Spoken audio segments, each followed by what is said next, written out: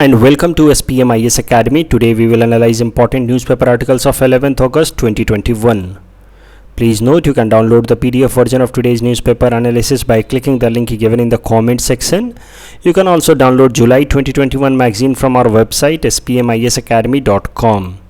You can also join our WhatsApp group through the link given in the description section for more study materials. This is the list of the topics that we will be covering from today's newspaper. The first article is taken from editorial segment. It is about custodial torture by police, and this topic is important from our syllabus paper 3 governance point of view. तो देखिए, सबसे पहले इस article का context समझते हैं. तो हमारे सुप्रीम कोर्ट के chief justice of India justice N V. Ramana साहब ने हाल फिलहाल में एक स्टेटमेंट दिया है जिसमें उन्होंने कहा है कि police stations are the biggest threat to human rights in India. They are threats to human right and bodily integrity. मतलब वहाँ पे लोगों को अपने बॉडी का अधिकार पूरी तरह से खो देते हैं लोग. उनके बॉडी को इस तरह से टॉर्चर किया जाता है. That is the meaning of threat to bodily integrity. Even a privileged person is subjected to a third degree torture in police stations. Forget about those who are vulnerable. तो police stations के अंदर हमारे जैसे ही हम जाते हैं और किसी भी तरीके से इफ़ वी आर सस्पेक्टेड, किसी भी तरीके का हमारे ऊपर अगर कोई चार्ज लेवल्ड है तो फिर हमारे राइट्स ऑलमोस्ट जीरो हो जाते हैं. और फिर पुलिस जो है वो थर्ड डिग्री टॉर्चर का इस्तेमाल करने में थोड़ा भी नहीं हिचकिचाती है. And that makes mockery of human rights in India. In fact, he said कि custodial torture is a blot for democracy of India. उसके अलावा उन्होंने कुछ सजेशंस भी दिए हैं. ऐसा नहीं कि सिर्फ प्रॉब्लम्स बताए हैं, कुछ सजेशंस भी दिए हैं. उन्होंने सबसे पहले कहा है चीफ जस्टिस ऑफ इंडिया साहब ने कि लोगों को अवेयर करना होगा अबाउट देयर राइट्स. ऐसा है कि पुलिस जो कहती है लोग वो मानते हैं. पुलिस स्टेशन में जाते ही people forget about their rights and many of them are not even aware about their rights. तो लोगों को पहले अवेयर करना हो कि ऐसा नहीं कि पुलिस जो मर्जी है वो कर सकती है उनके साथ. They have certain set of rights that no one can. Police forget about police, no one can take away those rights. तो लोगों के जो अधिकार हैं उनको बताने होंगे. और उसके लिए पुलिस स्टेशन में सबसे पहले क्या करना होगा, पुलिस स्टेशन के अंदर ही डिस्प्ले बोर्ड्स लगाने होंगे जिसमें क्लियर कट तरीके से लिखा जाना चाहिए कि जो इंसान डिटेन हो रहा है या जिस इंसान को अरेस्ट किया गया है उसके क्या क्या अधिकार हैं. उसके अलावा शहरों में या छोटे छोटे जो सब अर्बन एरियाज़ हैं या इनफैक्ट रूरल एरियाज़ में भी होर्डिंग लगानी चाहिए जिसमें लोगों के अधिकार, उस केस में जब पुलिस उनको अरेस्ट कर लेती है उस केस में लोगों के जो अधिकार हैं उसको क्लियर कट तरीके से लिखे जाने चाहिए ताकि लोगों को के अंदर अवेयरनेस जनरेट हो कि अगर वो किसी कारण से डिटेन हो जाते हैं, कभी अगर वो अरेस्ट हो भी जाते हैं तो इसका मतलब ये नहीं कि उनके सारे अधिकार खत्म हो चुके हैं. They are entitled to certain set of rights that they can enjoy even when they are detained और arrested. People should know it. उसके अलावा फ्री लीगल एड, जो लोग गरीब हैं जो अपने लिए लीगल सर्विसेज अवेल नहीं करा सकते उनको फ्री लीगल एड दिलाया जाना चाहिए ताकि उनके व्यू पॉइंट को भी साफ तरीके से रखा जा सके और जो उनका लॉयर हो वो उनके फंडामेंटल और ह्यूमन राइट्स को प्रोटेक्ट करे. तो ये जो फ्री लीगल एड का प्रोविज़न है that is already part of DPSP under article 39A. तो हमारी सरकार को ऑलरेडी डायरेक्शंस दिए जा चुके हैं थ्रू द कॉन्स्टिट्यूशन इटसेल्फ कि जो लोग गरीब हैं, जो लोग लीगल सर्विसेज अवेल नहीं करा सकते, सरकार की जिम्मेदारी होगी ऐसे लोगों को लीगल सर्विस अवेलेबल कराना. और तीसरा जो सबसे इंपॉर्टेंट सजेशन है कि जुडिशरी को और ज़्यादा प्रोएक्टिव होना होगा. ऐसा जस्टिस एन.वी. रमन्ना साहब ने कहा है कि जुडिशरी को स्ट्रिंजेंट एक्शन लेने होंगे उन पुलिस ऑफिसर्स के खिलाफ जो ह्यूमन राइट्स को वायलेट करते हैं in the name of police inquiry. और जुडिशरी को इंश्योर कराना होगा, लोगों के अंदर एक कॉन्फिडेंस डेवलप करनी होगी कि judiciary is there for the people to ensure their human and fundamental rights. Justice Ramana साहब का ये जो स्टेटमेंट उसको एज इट इज़ एक बार पढ़ते हैं. Threat to human rights is the highest in police stations.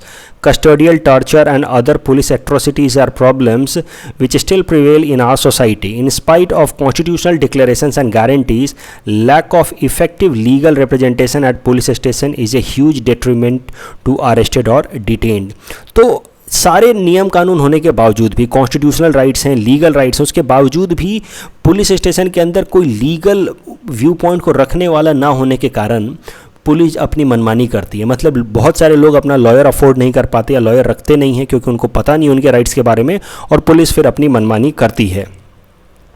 तो ज़रा देखते हैं कि कौन कौन से राइट्स की बात कर रहे हैं. अभी क्या सजेशन दिया है जस्टिस रमन्ना साहब ने कि लोगों को अवेयर किया जाना चाहिए कि उनके क्या अधिकार हैं in the case of arrest और डिटेंशन, अगर वो उनको अरेस्ट किया जाता है या डिटेन किया जाता है, दोनों में थोड़ा अंतर है, वो मैं आगे आपको समझाऊंगा। तो उनके क्या अधिकार हैं लोगों को क्लियर कट पता होना चाहिए। तो मैं यहाँ पे आपको बताता हूँ कुछ चीज़ें कि अगर कोई इंसान अरेस्ट हो जाता है या डिटेन हो जाता है तो उस केस में उसके क्या क्या अधिकार हैं वो मैं आपको बताता हूँ। देखिए, सबसे पहले rights of a person in case of arrest. तो अरेस्ट सरल शब्दों में अगर बोले तो गिरफ्तारी, गिरफ्तार होना मतलब अरेस्ट होना और डिटेन होना, ये दोनों में अंतर है। अरेस्ट कैसा होता है, when a person is has committed a crime और is suspect of a crime, उस केस में पुलिस उसको अरेस्ट करती है। अगर किसी इंसान ने क्राइम किया है, उसके खिलाफ क्लियर कट एविडेंस है, या किसी इंसान के खिलाफ कोई इंसान क्राइम का सस्पेक्ट है, तो उस केस में पुलिस उसको अरेस्ट करती है। लेकिन डिटेंशन होता है इंक्वायरी के लिए, पूछताछ के लिए। तो जिसको लोग कहते हैं ना कि पुलिस ने, एक होता है गिरफ्तार करना और एक होता है जिसमें पुलिस जो है वो पूछताछ के लिए एक इंसान को लेकर के जाती है। जैसे आप देखो, राज कुंद्रा को पहले डिटेन किया गया और मुझे लगता है, I am not following that case, but अभी तक वो डिटेन ही है, मतलब उससे पूछताछ ही की जा रही है, अभी उसको गिरफ्तार नहीं किया गया है, राइट।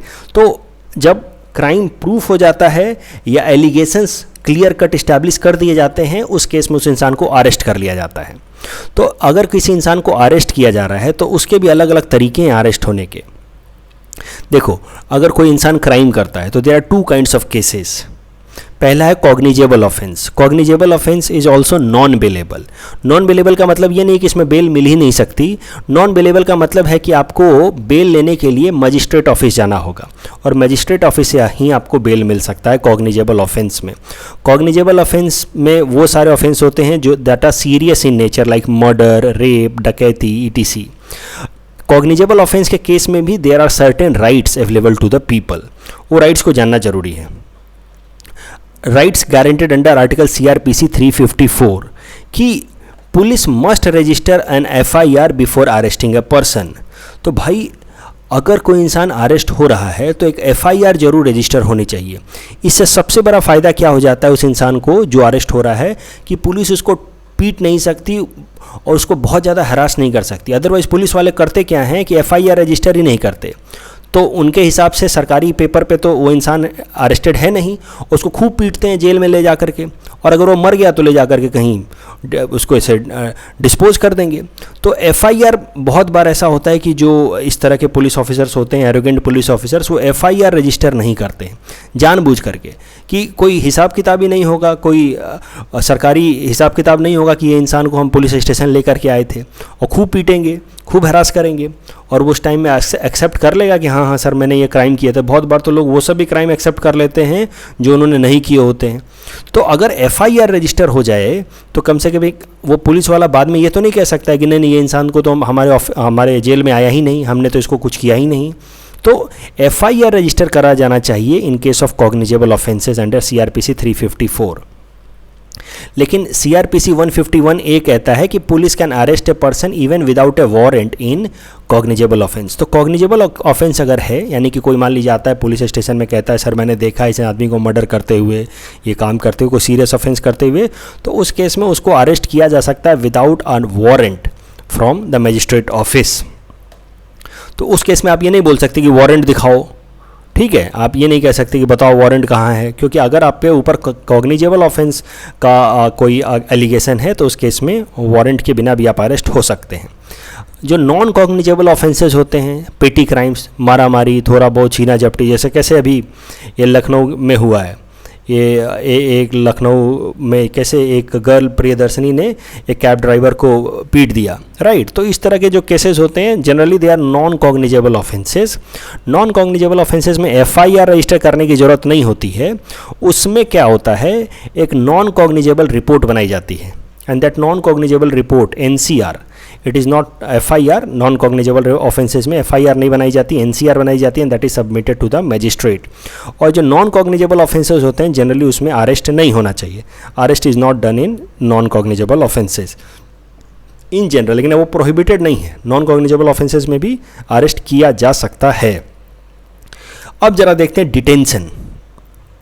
डिटेंशन तब होता है जब पुलिस आपको पूछताछ के लिए लेकर के जाती है, तो डिटेंशन और अरेस्ट में काफ़ी अंतर है, इस बात को आपको अच्छे से समझना है। During an arrest the charges have been already established over a person, भाई इसने ये क्राइम किया है, लोग गवाह भी मिल चुके हैं, ठीक है, या उसने आदमी ने खुद एक्सेप्ट कर लिया है, तो उस केस में एफआईआर होती है, अरेस्ट किया जाता है एक पर्सन को।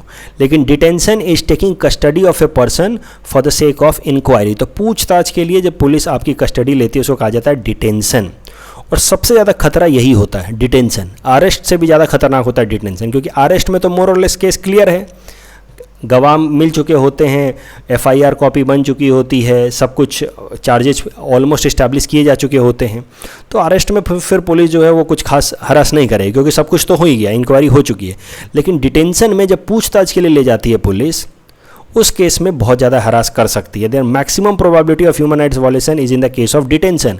आपको पूछताछ के लिए ले गई और फिर वहाँ पे पीटने लगेगी, बोलेगी बताओ, और जो आपने क्राइम नहीं भी किया होगा वो भी आपसे एक्सेप्ट करवा लेगी, एक्नॉलेज करवा देगी। तो डिटेंशन के केस में आप कौन कौन से अधिकार हैं लोगों के, वो जानना बहुत ज़रूरी है। CRPC 50A कहता है कि in case of detention the person has right to inform family और फ्रेंड्स। तो आप फ़ोन करके या कैसे भी बता सकते हैं कि भाई देखो मुझे यहाँ पे पुलिस ने इस कारणों से डिटेन किया है, वो आपका अधिकार है। उसके अलावा CRPC 41D कहता है right to consult a lawyer. अगर आपको डिटेन किया जा रहा है पूछताछ के लिए, उस टाइम में आप अपना एक लॉयर भी रख सकते हैं। और तीसरा तो कॉन्स्टिट्यूशनल राइट है इन केस ऑफ डिटेंशन कि no person can be detained for more than 24 hours without permission of a magistrate. This is a constitutional fundamental right guaranteed under article 22। तो किसी भी इंसान को बिना मजिस्ट्रेट का परमिशन के, आप पुलिस उठा के ले जा सकती है आपको इंक्वायरी के लिए, आपसे पूछताछ के लिए, लेकिन 24 घंटे से ज़्यादा आपको बिना मजिस्ट्रेट के परमिशन के आपको डिटेन करके नहीं रखा जा सकता। तो 24 घंटे से ज़्यादा अगर पूछताछ करनी है तो फिर मजिस्ट्रेट से आपको अप्रूवल लेना होगा, पुलिस ऑफिसर्स को। और उस केस में मजिस्ट्रेट जो है वो दो तरह की डिटेंशन दे सकता है, पुलिस डिटेंशन दे सकता है या पुलिस कस्टडी दे सकता है। उस केस में उस इंसान को थाने में रख के पूछताछ की जाती है। हो सकता है कि उसको जुडिशियल कस्टडी दे दे, तो जुडिशियल कस्टडी में उसको जेल में रखा जाएगा overall under the supervision of the magistrate. और पुलिस को अगर पूछताछ करनी है तो जेल में जाकर के पूछताछ कर सकते हैं। तो इस तरीके से, और जुडिशियल कस्टडी तब दी जाती है जब मजिस्ट्रेट को ऐसा लगता है कि पुलिस इस इंसान को टॉर्चर कर सकती है पुलिस कस्टडी में, तो पुलिस कस्टडी उस केस में नहीं दिया जाता है, जुडिशियल कस्टडी दे दिया जाता है। लेकिन चाहे जो भी हो, 24 घंटे से ज़्यादा किसी भी इंसान को डिटेन करके नहीं रखा जा सकता है without permission of A magistrate.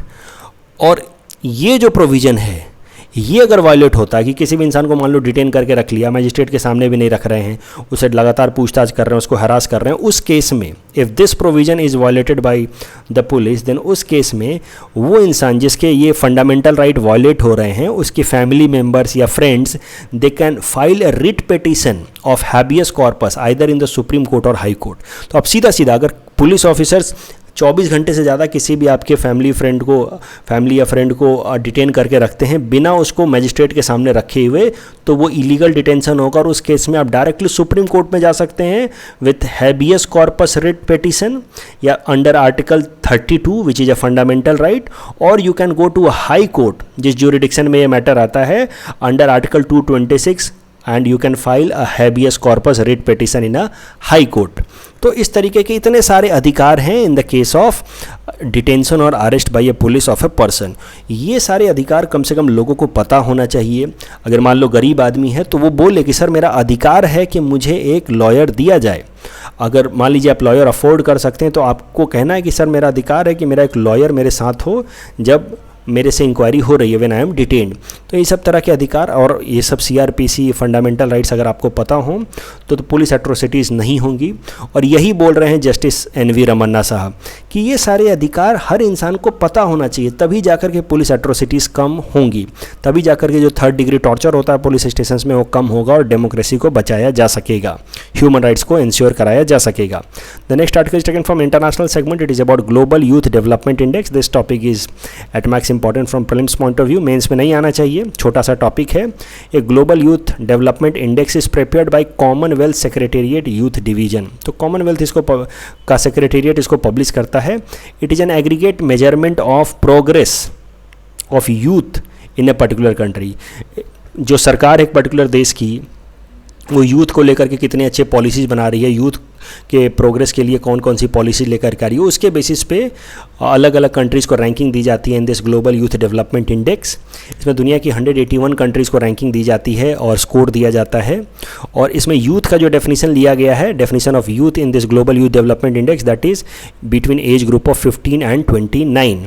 India की रैंक काफ़ी ख़राब है अभी भी। We are placed at 122 out of 181 countries as far as global youth development index is concern. Singapore is best ranked followed by Slovenia. अगर वर्स्ट रैंक कंट्रीज़ की बात की जाए तो Chad, Central African republics are worst rank countries. उसके अलावा Afghanistan, Yemen are also worst ranked countries in global youth development index. तो इस टॉपिक बेसिस पे ये प्रैक्टिस क्वेश्चन है, प्रीलिम्स प्रैक्टिस क्वेश्चन। प्रीलिम्स में इस तरह का सवाल आ सकता है। Please attempt this question and you can submit the answer in the comment section. The next article is again taken from international segment. It is about world lion day. Again this topic is important from prelims exam point of view only, mains में नहीं आना चाहिए। World lion day हर साल 10 अगस्त को मनाया जाता है, यानी कि कल का दिन वर्ल्ड लायन डे था।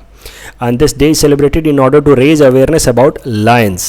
2013 से वर्ल्ड लायन डे मनाया जा रहा है। कुछ दुनिया के इंटरनेशनल NGOs हैं वो मनाते हैं वर्ल्ड लायन डे 2013 से ही। एक और इम्पॉर्टेंट फैक्ट ध्यान में रखो, जो वर्ल्ड वाइड फंड ने कहा है, उसके वेबसाइट पे आपको स्टेटमेंट मिल जाएगा कि even though lion is referred as king of jungle but it actually lives in grassland and plains. तो मतलब लायन को जंगल का राजा तो कहा जाता है, लेकिन लायन एक्चुअली डेंस जंगलों में रहता नहीं है। Does not prefer dense jungles, it prefer plain areas and grasslands. अभी लायन देखो, मेनली दो तरह के लायंस रह गए हैं पूरे दुनिया भर में, African Lions and Asiatic Lions. Asiatic Lions हमारे देश में मिलता है गिर नेशनल पार्क में गुजरात के अंदर, और अफ्रीकन लायंस अफ्रीका के अलग अलग जगहों पे मिलते हैं। अफ्रीकन और एशियाटिक लायंस के बीच का मोटा मोटा अंतर समझ लो। African lions are bigger in size, they are bigger in size African lions. उसके अलावा उनके जो बाल होते हैं वो थोड़े डेंस होते हैं और डार्क कलर के होते हैं। और उसके अलावा एक और बात कि unlike African lions the male Asiatic lion do not live with females. तो ये अकेले घूमता है या फिर अपने मेल कलीग्स के साथ घूमेगा, लेकिन African lion live with a female African lion. तो ये सब कुछ अंतर है। इस तरह के सवाल यूपीएससी में तो आ जाते हैं, क्या पता एपीएससी में भी आ जाए। और जैसा कि मैंने आपको बताया, Asiatic lion is slightly smaller than African lion. और एक जो सबसे डिस्टिंग्विशिंग फीचर है ये हमारा एशियाटिक लायन और अफ्रीकन लायन के बीच में, कि अगर आप एशियाटिक लायन को देखेंगे तो इसके पेट के ऊपर, स्किन के ऊपर, पेट के ऊपर आप देखेंगे तो एक इस तरह का फोल्डेड स्किन है, इस तरह का लंबा लॉन्गिट्यूडनल फोल्डेड स्किन है, जो अफ्रीकन लायन के पेट के ऊपर नहीं मिलता है। ये सिर्फ एशियाटिक लायन के पेट के ऊपर मिलता है। This is absent in African Lions. Asiatic Lions की बात की जाए, देखिए एशियाटिक लायंस जैसा कि मैंने आपको बताया थोड़ा सा छोटा होता है, बाल इसके कम होते हैं। तो अगर 19वीं सेंचुरी तक बात की जाए तो एशियाटिक लायंस सऊदी अरबिया में, टर्की में, ईरान, मेसोपोटामिया और इंडिया में मिलते थे। लेकिन आज के टाइम में Asiatic lions have been restricted only to India and that to Gir national park in the state of Gujarat. अगर एशियाटिक लायंस की बात की जाए तो इनकी पॉपुलेशन बहुत कम हो गई पूरी दुनिया भर में, and that is why they are categorized as endangered in IUCN red list. जबकि अफ्रीकन लायन ये रिलेटिवली इसकी पॉपुलेशन ज़्यादा है, and that is why it is categorized as vulnerable in IUCN red data book. उसके अलावा जो Asiatic lion है, it has been given maximum protection, of course ये तो मिलना ही था, schedule 1 protection in wild life protection act of 1972। और ये जो एशियाटिक लायन है इसी को कभी कभार इंडियन लायन या पर्सियन लायन भी कह देते हैं। लायन सेंसस के बारे में भी समझ लेते हैं। लायंस की गिनती होती है हर 5 साल पे, लायन सेंसस। तो Asiatic lion census is conducted every 5 year, conducted by wild life institute of India and forest department of Gujarat. तो ये जो लेटेस्ट एशियाटिक लायन सेंसस हुआ था दैट वाज हेल्ड इन 2020, और जो 2020 का एशियाटिक लायन सेंसस हुआ था उसमें पाया गया था कि एशियाटिक लायंस की पॉपुलेशन है 674। और जबकि उसके पहले वाला जो एशियाटिक लायन सेंसस हुआ था दैट वाज हेल्ड इन 2015, उस टाइम में पाया गया था कि एशियाटिक लायंस की पॉपुलेशन है 523। तो लगभग आप देख सकते हैं कि 29% का इंक्रीमेंट हुआ है with respect to 2015 Asiatic lion census. तो ये इतना 29% याद नहीं रखना, लेकिन याद रखो कि लगभग 674 एशियाटिक लायंस हमारे यहाँ पे पाए गए हैं in the last census held in 2020। The next article is taken from national segment. It is about Pradhan Mantri Ujjwala Yojana. This topic is important from our syllabus paper 3 governance point of view. तो प्रधानमंत्री उज्ज्वला योजना के बारे में समझते हैं। It was launched in May 2016. इस scheme के अंतर्गत पहले टारगेट रखा गया था कि हमारे देश के 5 करोड़ पुअर हाउस होल्ड्स को फ्री एलपीजी कनेक्शन दिया जाएगा, लेकिन बाद में इस टारगेट को बढ़ा करके 5 करोड़ से 8 करोड़ कर दिया गया। तो जो हमारे देश के गरीब हाउस होल्ड्स हैं, वो जो जैसे चूल्हे पे कोयले पे खाना बनाते थे, जिससे वहाँ की विमेन के काफ़ी हेल्थ इश्यूज़ होते थे, खासकर रेस्पिरेटरी हेल्थ प्रॉब्लम्स, विमेन के कारण बच्चों को भी हेल्थ प्रॉब्लम्स हो जाते थे, क्योंकि बच्चे भी तो उसी एरिया में रहते हैं, जो छोटे छोटे बच्चे होते हैं विमेन के साथ ही रहते थे। तो चूल्हे पे खाना बनाने से, खासकर वो कोयले वाले चूल्हे पे खाना बनाने से विमेन को रेस्पिरेटरी इश्यूज़ होते थे और गांव में बच्चों को रेस्पिरेटरी इश्यूज़ होते थे। पुअर फैमिलीज़ में बच्चों को और विमेन को रेस्पिरेटरी इश्यूज़ होते थे। तो इस कारण से प्रधानमंत्री उज्ज्वला योजना लॉन्च किया गया, जिसमें 8 करोड़ गरीब परिवारों को फ्री एलपीजी कनेक्शन दिया जा रहा था। तो जो 1600 रुपये लगते हैं एलपीजी कनेक्शन के, सिलेंडर का, प्रेशर रेगुलेटर का, बुकलेट का, सेफ्टी होस का, ये सब कुछ भारत सरकार ये कॉस्ट बियर कर रही थी for the 8 crore house holds. तो फ्री में एलपीजी कनेक्शन दिया जा रहा था, लेकिन स्टोव जो चूल्हा चाहिए सिर्फ एलपीजी सिलेंडर से तो होगा नहीं, तो चूल्हे के लिए इंटरेस्ट फ्री लोन दिया जा रहा था अंडर दिस प्रधानमंत्री उज्ज्वला योजना। इसमें कौन कौन से तरह के हाउस होल्ड्स इंक्लूडेड हैं उनको ज़रा देखते हैं।